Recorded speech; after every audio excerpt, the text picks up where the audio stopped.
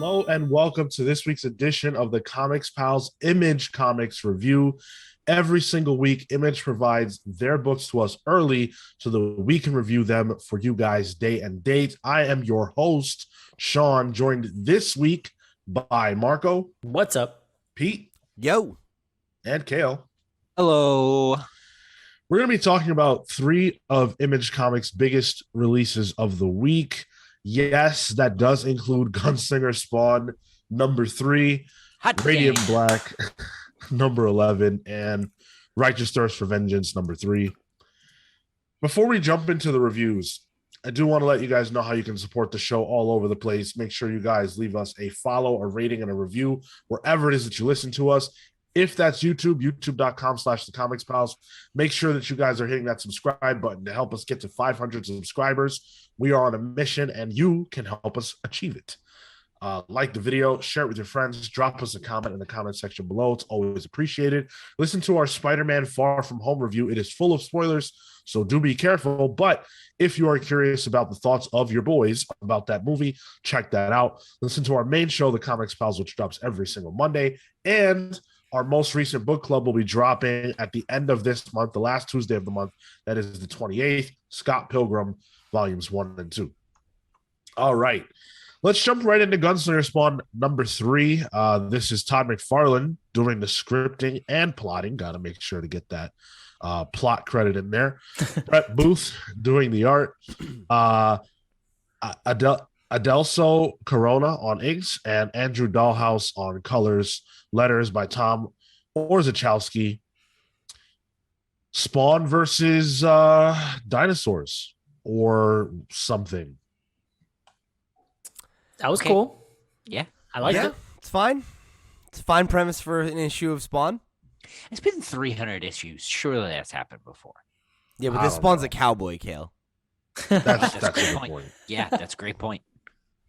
I'll say, I'm willing to take the heat round if I have to. I enjoyed this issue. I did, and then I took a step back and I was like, that was McFarlane? I'm confused. I mean, I feel like this harkens back to the conversation we had, Sean, about number 1, where it's like this book feels like it's more, I don't know, like capable of delivering what I feel like I want out of a Spawn book, because it's not, I don't know, it's not as concerned with like what's happening in the broader story. Like it's Right. rooted in that, but it's also very much kind of been like a monster of the week thing. Like it's been like, here's Gunslinger Spawn. He kills an alien, or an angel. Now he's fighting dinosaurs. It's like, all right, yeah, cool. Like if that's just what we're going to do, where it's like monster of the week and every week he's saving this dumbass kid from some other fucking weird ass monster. It's like, oh, he's going to fight an army of Spawn's, big bad, the clown guy. Like, all right, yeah, sure. Like that feels like a thing that he could get up to. Like, all right, yeah. Yeah, why not? Yeah. It works, like it's not it's not the best thing I've ever read in terms of like, it's not leaving me gripped from a storytelling perspective necessarily, but like the action is good and fun, and like the fish out of water thing for Gunslinger Spawn is like, yeah, we're getting as much mileage as we can out of that bit, right? Where it's like they put sunglasses on him this time. He tries a burrito. It's just like every issue he just like discovers a weird new thing about the world. All right, yeah, like it's not a bad framing device, for a series. I actually found myself thinking, earlier in the issue, like, gosh, I really wish we knew like anything about Gunslinger Spawn, like who is he? What does he even look like? Just something. And then I was pleasantly surprised to find that we do at least learn his name and what he looks like. That was kind of cool. It's It was a Javi, little, right? sorry? It's Javi, right? Yeah. Yeah. It was a little like ham-fisted the way that Todd says, oh, he's Hispanic, I think. Like that weirdly, that's what he says. He appears to be a man of Hispanic descent. Yeah, like, like- oh, okay, Todd. I probably could have gotten that from the fact that his name is Javier. Right. And like it happens in a panel where his spawn is like coming off his face. Mhm. So you can't even necessarily fully see him before that is acknowledged. Mhm. It's like the next panel probably would have helped. And then to your point, when he says, "Yeah, my name is Javi, if you care," yeah, I get it. You know, He's a Spanish dude. Cool. Like, Sweet.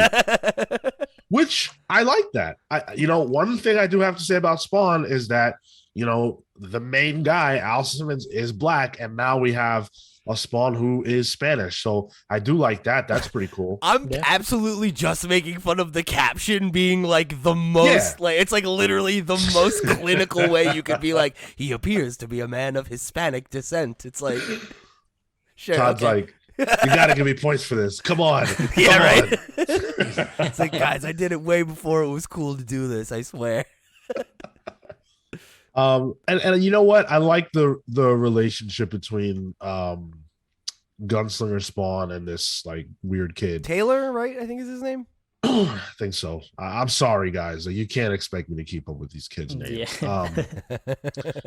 But I like it. It's fun, and it's very fish out of water. We've seen this a million billion times, but Gunslinger Spawn being such a dangerous person, who comes from a very, very different time, and Taylor having to walk a line between like helping him do whatever he's trying to do and stay alive and out of this guy's crosshairs and whatever's going on. That's actually been pretty enjoyable, I have to say. It's so funny because like it gives me like heavy like there were so many movies like this in the 80s and 90s. It's like Encino Man or some shit where it's like, oh, it's like this kid and they've got like a weird wacky friend that they've got to hide from everybody because he doesn't know how the world works and he might walk into a convenience store and shoot a burrito. Like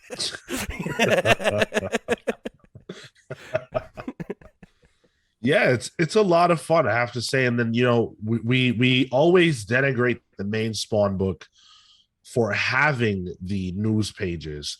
I'm gonna praise Gunslinger Spawn for not having them. How about that? yes. Yes. Yep. I don't know. And like I just feel like in general like this book is just a lot less self-serious. Yeah. Right? Like one of the big bits in the first one is like a poop joke. And it's like, that's not flying over in the main Spawn book, So it's like the fact that this book is like goofy and silly makes me, I don't know, like the things about it that are like over the top wacky. Like I'm like, yeah, like it feels like slapstick. Like it feels like it knows what it is and it's leaning into it and having fun with that. It feels like Abraham Lincoln Vampire Hunter. Yes, it is like very much that kind of energy where it's like this is so over the top that I'm like, all right, like yeah, like I fuck with this. I think that like in contrast to the main Spawn book that has like, I don't know that you can have the same sort of novelty because it's been so long and you have to treat a lot of what goes on so seriously. And it feels like Todd's having fun here with this new character and just throwing random ass shit because we've not seen it with this character.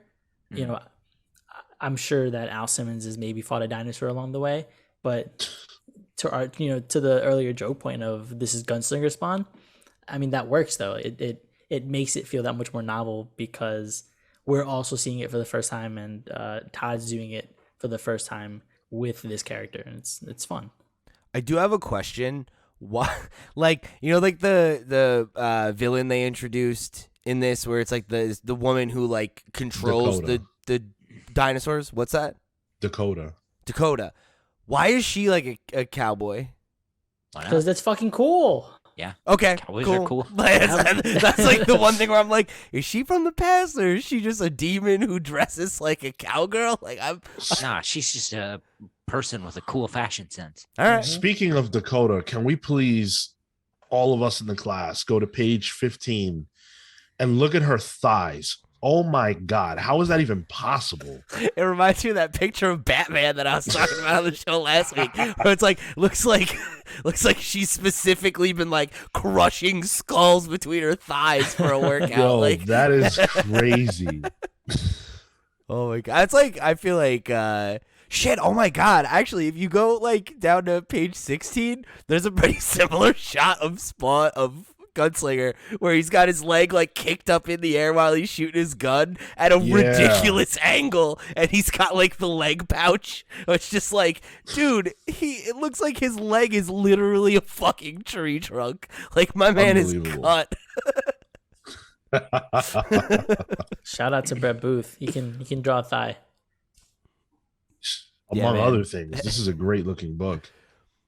Yeah, the shot of the where there's like the dinosaur and it's like ripping his like head off of his body basically down on 19. Like, yeah, there's some wacky fucking stuff in this. It's very cool.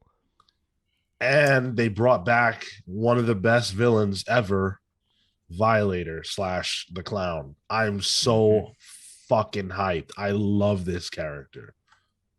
The Return of Clown. This looks cool. I've never heard of this character. Fucking looks cool. What's the demon behind character. it? Is it really? That's him. Oh shit! That's like his human version, and then there's like he has like a demon form. Is he, basically, he's Danny DeVito in the film, right? No, he's John Leguizamo. Oh, that's right. That's right. You have to watch the movie, right. Marco. I don't. Okay, look. Most is it on people HBO Max? Probably. I think it is. Yeah. Most people would say it's not good. I really enjoy it.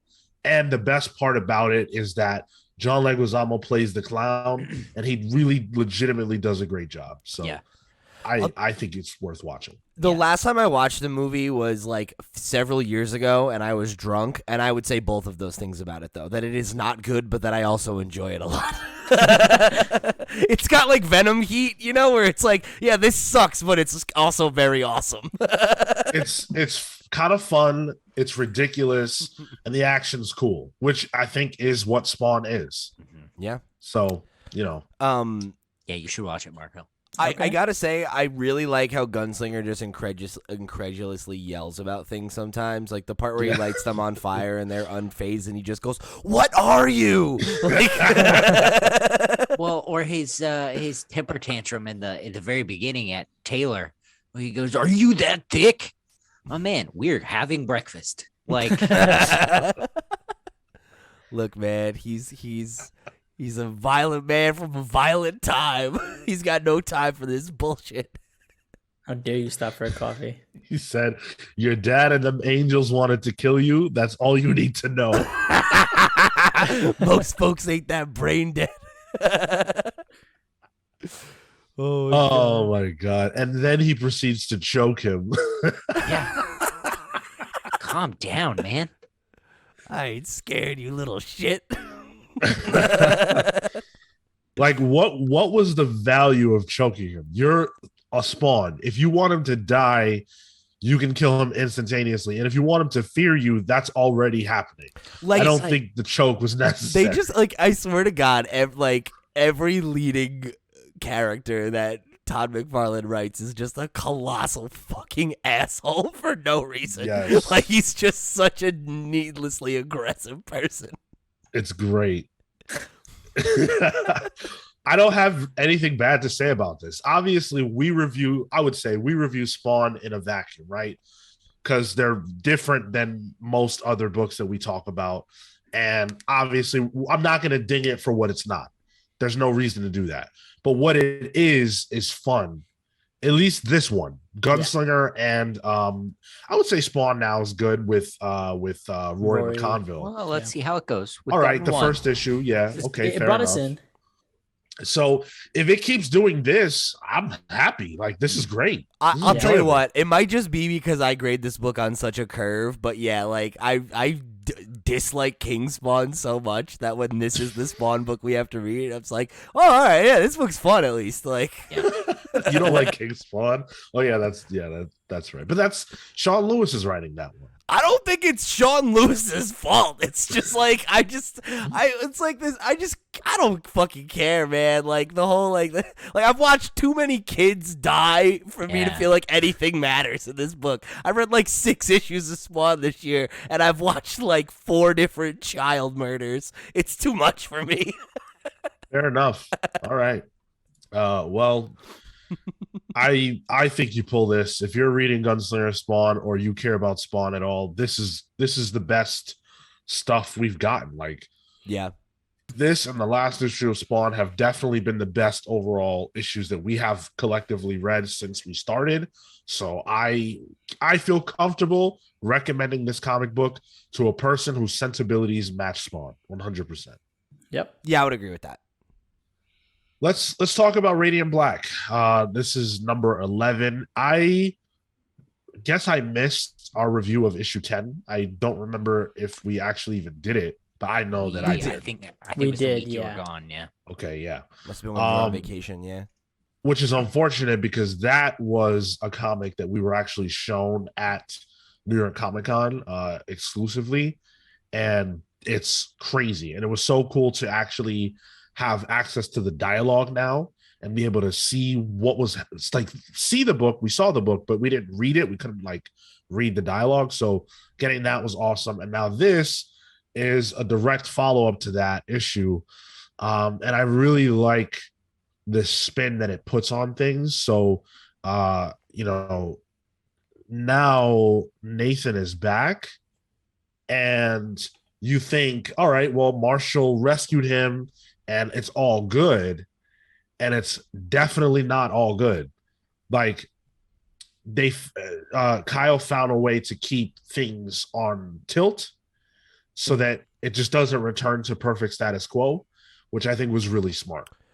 Yeah, especially because at least something that I appreciated about that was pretty much everything else in his life is messed up, right? But like one of the things that had been established in some of the previous issues where, you know, the Radiants have started to work together is that he has chemistry with Radiant Pink. And that's the only part of this entire issue and anything that's going on in his life right now where like it's not bad. You know, it's like he's getting his feet wet as a superhero. He's got this rapport with her as like a teammate. And like I like that, you know, Kyle was able to keep the narrative moving forward while also like building on foundations that have been established, right? Like it feels like we're getting somewhere with like this cast now and like dynamics are starting to emerge. Yeah, I think that's been a bit slow to realize, which is kind of a shame because you kind of I want to interact with these other characters already. Mm-hmm. And obviously, you know, we had to address Nathan in this last issue and in this issue to some extent. But yeah, I think it leaves that excitement for what comes down the line because we are going to have to engage with them more red, yellow, pink, and that's at least going to be fun. And yeah, the banter was definitely cool. And it just keeps things consistently like on a nice pace to go into the next, you know, beat into the next scene. And we did get like new developments here too, right? Like we learned more about the group that stole that tech. We have this new, you know, I guess potential ally, potential antagonist who's been introduced. So yeah, there's a lot of movement in this issue. Yeah. I actually kind of found myself lost sometimes. Yeah. Just because of how many things were happening at once. Mm. And I felt like maybe I had missed something because like his teacher was involved somehow. And I don't remember him even being in school, which of course could easily be my fault. There was just so many things happening that I was just like, whoa, this is really a lot. Yeah, I felt like the antagonist, the monster, who, you know, is the teacher or whatever. I felt like I'd seen it before, but I also like it also felt new and I wasn't completely sure. Like obviously I could tell where it came from and who it was and everything, but I felt like there was more there that I should know, but I didn't. Right. Yeah, it felt like there were details that were missing that were assumed, you know. And I thought, okay, so I just missed something, but I've read every issue, so I don't know. But either way, I definitely enjoy the Radiants kind of like doing a mission. Yeah, because we really haven't seen that yet. The story has been so tight in terms of like plot that there hasn't been much space to step back and have them stop a crime or whatever. That was cool to see. I enjoyed that. I hope we see more of that because Yeah. that's where I wanted to go. Go ahead, Cale. I was gonna say I don't know how much of that we will get. I don't know if you guys read the letters page, but they specifically say that the book focuses, it's called Radiant Black. So that's where the focus is going to remain, is on Nathan and Marshall. Okay. And the other Radiants will show up when it's appropriate. Which is a little weird, I have to say. I feel like Kyle's goal, the ultimate like goal of this whole thing, is to have a universe of Radiant books. That's the vibe I get. If Especially that's because there are Radiant books coming out. right, and if that's the case, then how many of like is he going to bring on other people to help, or how many of these is he going to write on his own? If you really like Radiant Pink, is there going to be an ongoing for that? Is there going to be a team up book for them all together? I have a lot of questions, which is fine. I'm not complaining. It's just interesting to see this kind of build because it's like the reverse of Power Rangers, Yeah. I might complain a little. I don't particularly, and I guess Kyle has built this, has earned this chance, but I don't necessarily think that the Radiant characters have, if that makes sense. Yes, it does. Yeah, I get what you mean. I feel like I'm with you on that, where like, because I am interested in what Kyle's been developing, like I'm open to it, but it's not necessarily something that I'm like excited for, if that makes sense. I'm not like, oh yes, like we need that. It's more like, oh, all right, if that's where we're going, that's cool. That'll probably be something worth checking out, I do feel like this book would benefit from being a little, it's weird because it feels simultaneously very focused and unfocused. Right. And it feels like one or the other would be better. Yeah. Like, the parallel has been made to this, between this and Invincible, right? Like, since it was first marketed. And I think about the way in which that story revolves around Mark, but like it builds out the universe over time. It feels like a lot of these early issues have been like very, lore heavy, and have established a lot of like rules of the universe, and trying to be like, well, this is how this is going to work, and this is a thread we're laying for later. And like we've seen those things be rewarded to varying degrees. But I feel like the first arc or so could have probably, been a little bit more oriented in the way that Invincible is, where like there's a good chunk of that story where it's like Mark is a young superhero and he's doing superhero shit, and then the lore reveal happens and you're like, oh, there's more to this world than I realized. And I feel like we didn't get a ton of that time. Yeah. And I think the part of the reason that the part where it's Black and Pink just going off and doing a mission together feels good is because it's like, oh yeah, like as much time as I've spent with these characters, I feel like I could stand to get to know them better and understand their dynamics, more than I do now, right? Because I'm like hungry for that, and we're 11 issues in, And I think that hunger comes from the fact that we switched who Radiant Black was like halfway through the story. And I think that like that slowed things down so much that it kind of leaves you hungry for the world that is still to be built, plus the fact that we have these other Radiants, and the fact that we want to see now, I guess even now it's like up in the air for now. Marshall, maybe it goes back to Nathan, but there's like that dynamic too of where does Radiant potentially go in the end. I feel like the fact that we switched to Marshall was a detriment to all that, because we to your point, Pete, right? This is issue 11. We should have seen. I feel like we would typically see more of this in a regular kind of tokusatsu kind of style comic, something that stays a little bit more true to the tropes. And I think that's been one of the frustrating parts, is that someone brought it up. This is like the reverse of Power Rangers. That's been grating on me because I want to see that more. And I feel like we've been so slow to get anywhere.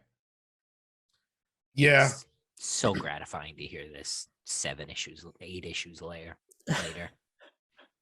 Yeah, I think I still contend that as much movement as we have seen over the last 3 or so issues, I still feel like this book is a real slow burn. Mm-hmm. And I think part of that is we don't know where it's actually going. It feels like the promise is that there's going to be a Power Rangers thing that happens, but we haven't seen that, and we don't know so many things yet that it's just kind of hard to feel connected to this in the way of like, I'm in for the long haul. I want more. I don't know. I want more. I'm enjoying it enough, especially since the turn. I'm enjoying it well enough, but I just want more. It's worth pointing out, by the way, that this issue was written by Kyle Higgins, but he had an assist from Joe Clark. I don't know who Joe Clark is, but Kyle not being the only writer on this is kind of interesting. I wonder why that happened. And then just to credit the rest of the creative team, Marcelo Costa did the art, Matea Iacano did the colors, and Becca Carey did the letters. Overall, when you talk about the art of this series, it's really never been the problem.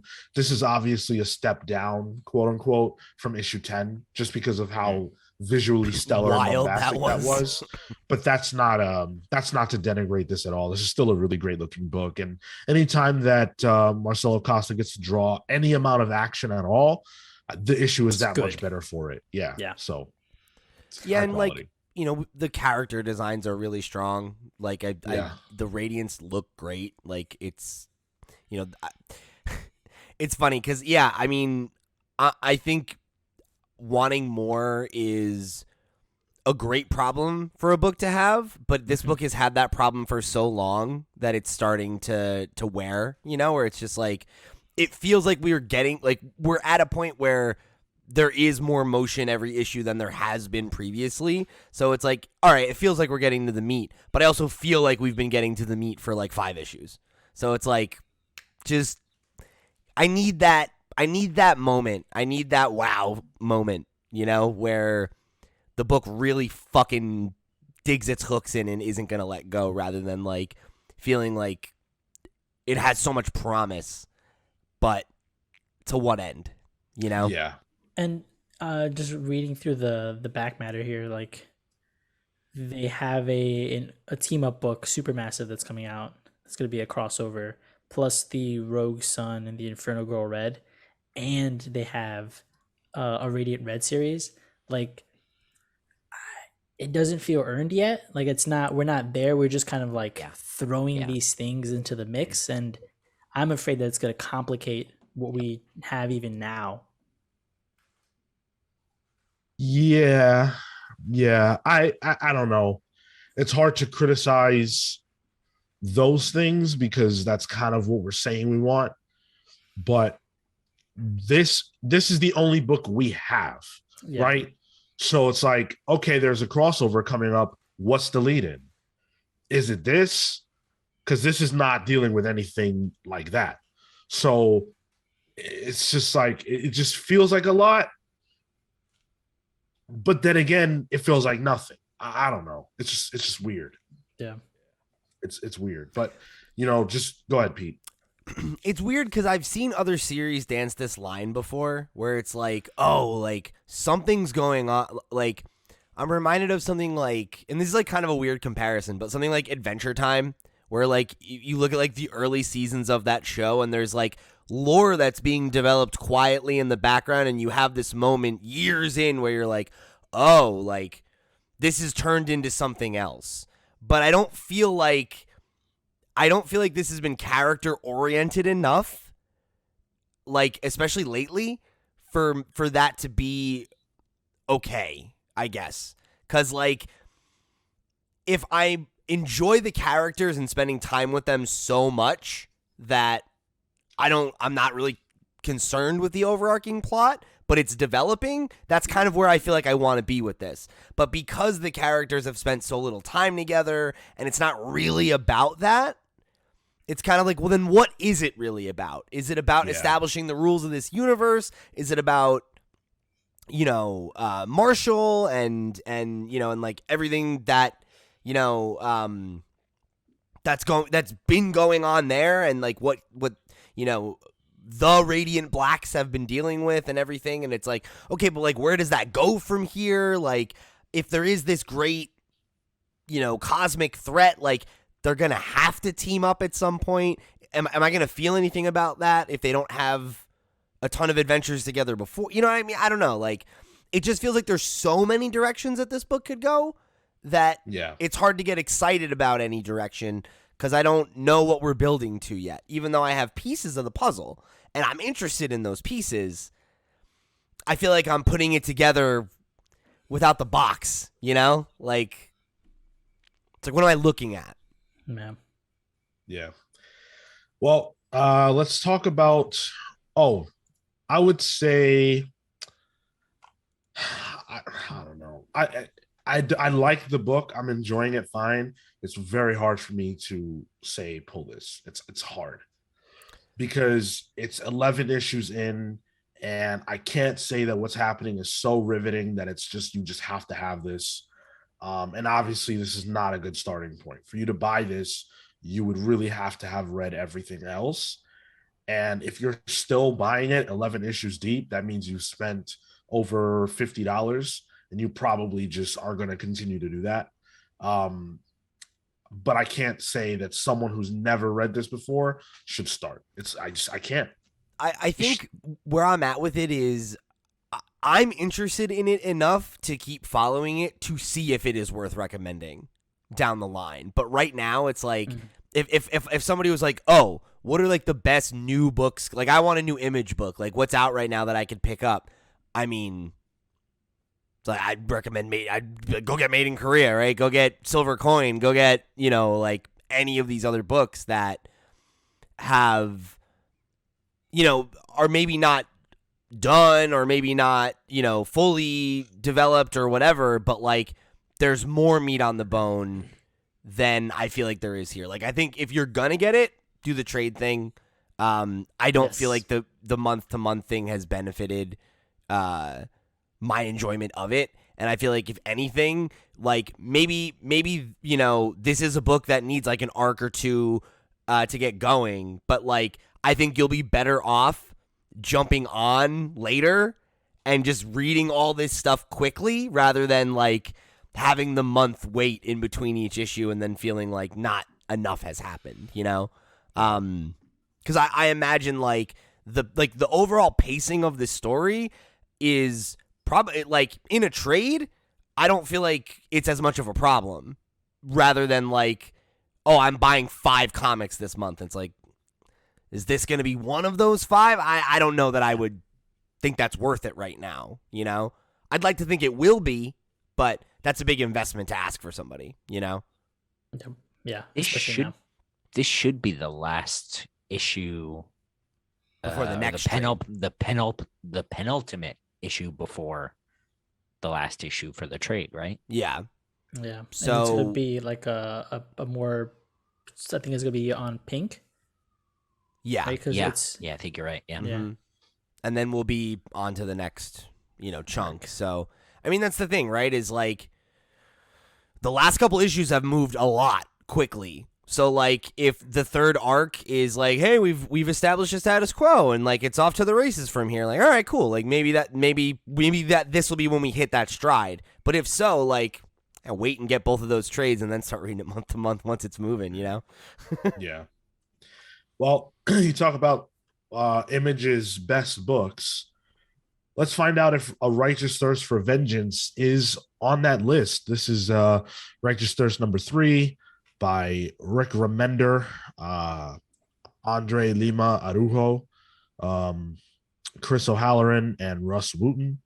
It's quite a creative team for a book that, for me, really just hasn't taken off yet. I thought this was probably the issue I enjoyed the most. It's definitely the issue I enjoyed the most. Finally, we kind of get something to happen, which is good. So I appreciate that. And we learn a little bit more about our main character than we knew in prior issues, but it feels like it's hard to connect to this book. I'm really, really struggling. It's just the way, like for me, it's the way that it's just paced out. I think there's not enough driving in, for me, the in between panel moments. I think that it feels like it's lagging as you read it. The page usage is kind of inefficient. There's just a lot more information than you need in a given scene to really understand. Like one of the things that I'm thinking of is the where is it? I just had it. The first interaction with the Call, where he calls the guy who put out the hit, and he's like, all right, picks in an hour. You have to see the phone close. That's fine. But then you have just these moments where he's just standing there that I think you could communicate them a bit quicker so we can get into the next scenes, because a lot of this is already implied in the action that's going on, but we linger a lot, and I don't know that we always need to, because this issue could be boiled down to our main character helps stop this guy from killing this woman. They run but realize they forgot the son, and like, you know, that feels like it should be quicker than a 32-page comic. Yeah, I think that's really well said, and it connects to something that I felt reading this issue, where like this is definitely the issue I've enjoyed the most. Yeah, for sure. I think the art for this book remains very, very good, and I think that like has definitely carried me through a lot of it. But every time we've read one of these, I've had the feeling, you know how like we say that certain writers or certain comics feel like they're written to be a screenplay or to be adapted. This feels like that in a bad way, but in not a cynical way. I don't think that it's necessarily made with that in mind per se, but it feels like a concept that would work better on film, because all of this could have been like a tight couple action scenes versus a 32-page comic. And it stretched out that long makes it slow and just feel like there's not a ton to grab onto. And I feel like that doesn't matter as much in a movie that's like over in an hour and a half or 2 hours versus a comic that I'm supposed to remember and care about month to month. You know what I mean? I feel like I need to know and love our main character. We had Christopher Sabella on the main show a couple weeks ago, and we talked a little bit about his book Dirtbag Rapture, and that was like one of the things that Sean and I talked about loving the first issue is like, oh, I love the main character, I love her voice, and that was something that immediately was like, oh, I'm connecting with this. Whereas with this book, the best thing that I can say about it is that it's got a really good style, but a lot of books look really good, right? Radiant Black looks great. Okay, what else? Like, you know, I need a little bit more than that. And a tight couple action sequences and a thin script is like not quite doing it for me. Especially when, as like, you know, I always talk about how much I love Rick Remender. Rick Remender's best qualities are, in my eyes, the way he develops his characters and the depths he's willing to put them in, the situations that he's willing to put his characters through. And this is missing that, because, you know, this guy that we're like, I have no clue what his name is. And that's not good. Like, have they told us his name? Or maybe. I don't feel like he's talked to a person who knows who he is yet. He spoke to his mom. Oh, And right. Okay. But I don't remember. And you can hold that against me if you want to, but I'm reading, I read a ton of comics every month. This is one of them. You know what I'm saying? And it's a lot of information to retain. Your job as the writer is to make me remember. I remember Jesse's name.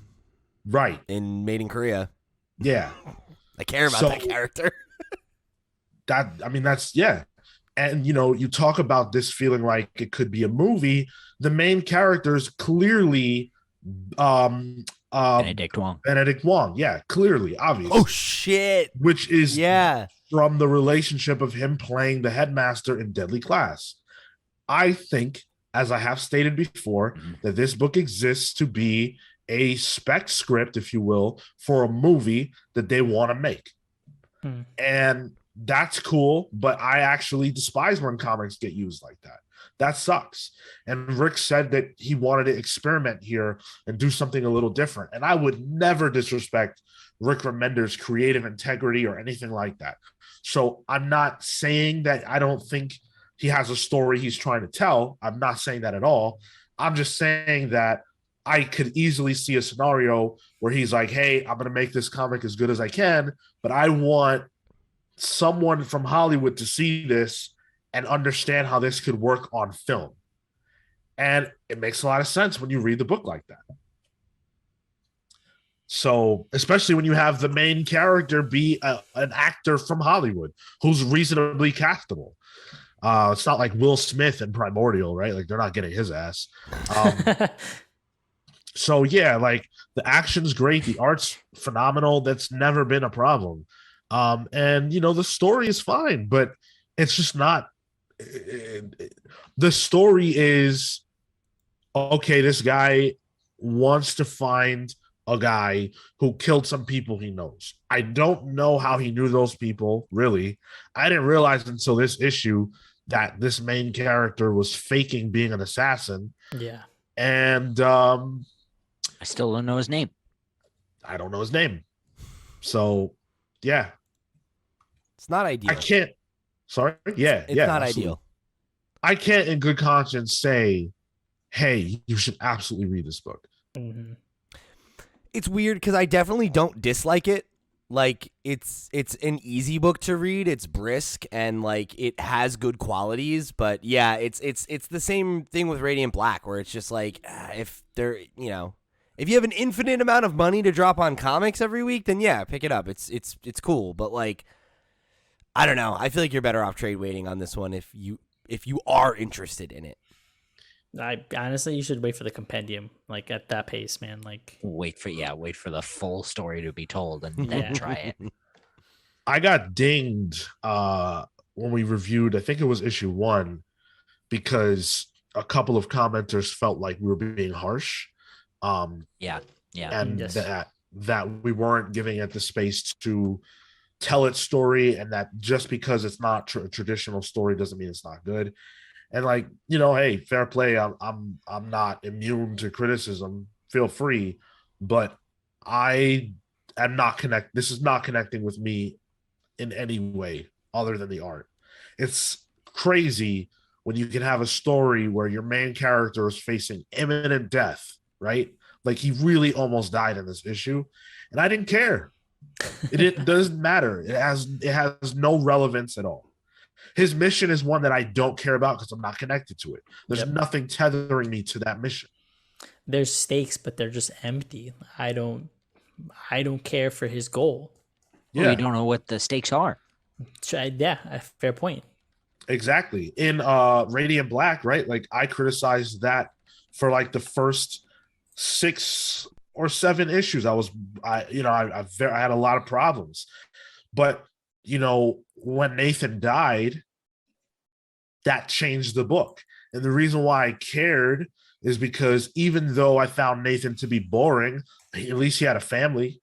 He had a life. He had goals and dreams and things that he wanted to achieve, that at least until that point, him being dead, it's like, well, shit, he's never going to get to do those things. That sucks. I can relate to that as a human being. I don't know anything about this guy. He has a mom, So do I. It's just, I'm not connecting. I'm struggling. Yeah. There's just nothing here. Like, and I think this is one of the worst cases of sort of the way comics are told now, is, you know, doing the issue for the graphic novel. It's just like, but in this case, like, what am I here for? Like, the full story is, if the full story is going to be in the graphic novel, give me the graphic novel. Make each issue must read is basically what I think Cale's saying. Yeah, and I agree. Yeah. Give me a reason anyway. Like, And Yeah, that's, I mean, that's yeah. Go ahead. I think it speaks to the, like, I just think I wish that publishers were more bold with just doing OGNs. Because, like, I feel like there are just some, like, this is not a story that I feel like in any way benefits from being in a monthly format. And, like, if this is the kind of story you want to tell, like, I feel like it would be beneficial to get it in bigger chunks. It would be beneficial to get it in bigger chunks, and I think if you're also writing for a slightly different format, some of this stuff doesn't get padded. Like you get to. I'm just thinking of like one of the car scenes where we just see him driving, and there's a bunch of like cuts and stuff. The elevator sequences. There's just a lot here that extends more than we need, and if you're writing for the trade and need the 6 issues to fill that trade, you know, that becomes an issue. Whereas if you're trying to fill, I don't know, 100 pages and we get a more cohesive story, yeah, for sure, I'd pick that. That's what Brubaker and Phillips have been doing. I'm very resistant to this idea that this book or Radiant Black or any of these books are worse because they're not being released as trades, because there are plenty of stories, plenty of creators, these same creators, who have told wonderful, captivating stories issue by issue. So it's really not that. When you have a story that's good, it's good, and it doesn't matter how it comes out. And if you took the first 3 issues that we have read, and that was just like issue 1, I would still feel the same way. We don't know his name. You know what I'm saying? Like, and I don't care. I don't care. And you only have so much time to hook a person. If you buy a book and the first 100 pages are not interesting, are you going to read it or are you going to put it down? You have the whole book. You know, you only have so much time to captivate somebody. Yeah. It is what it is. You're definitely right about that. I guess it's just like, I could see how a story that's like this, that's like light on dialogue and some of those things, like, if I had to your original example, if these 3 issues had been issue 1, quote unquote, I would be judging it as the first beat of the story, not the third beat of the story, and I still don't care. So, like, would that materially be different? Probably not. You're probably right. But it might feel a little bit less worse. I don't know. Well, for me, I honestly think this is where I jump off. Yeah. You know, at least for reviews on the show, I love Rick Remender, and it's really hard for me to feel this way because there's just nothing he's ever done that I've ever been like, wow, I don't want this. Except Axis, but I don't think that was his fault. I think that was Marvel's fault. But you know, I've never felt this way before, so it's weird for me. But I can't continue to review this book and say the same thing over and over again. And it's just not, it's not connecting, and I don't feel like saying that month over month. Yeah. It doesn't have heat. Yeah, not with me. And I'm sorry to anybody who's really enjoying it. That's great if you are, and you're finding something in it that I'm not. But this is just how I feel. So I would not say pull this. I am probably dropping it. Yeah, I mean, again, I don't think it's bad. I just don't think it's standout. And it's like, I don't know, you could, like, I don't know, this specific writer has so many other books that are standout, right? Like, go read Low, you know? Well, Scumbag is coming out right now, and that's been great. You know, so yeah, I'd trade wait on this one if you're interested. If something in our reviews has piqued your interest, wait for the trade. See how you feel about it. Yeah. And I mean, honestly, kudos to Remender for trying something different. I don't think that it's connecting with this crowd, but cool that he's trying. Yeah, no disrespect, right? He's earned the right to do literally anything he wants in a comic book. Like he can do anything. And if this is what he felt like doing, that's cool. This doesn't mean I have to like it, right? So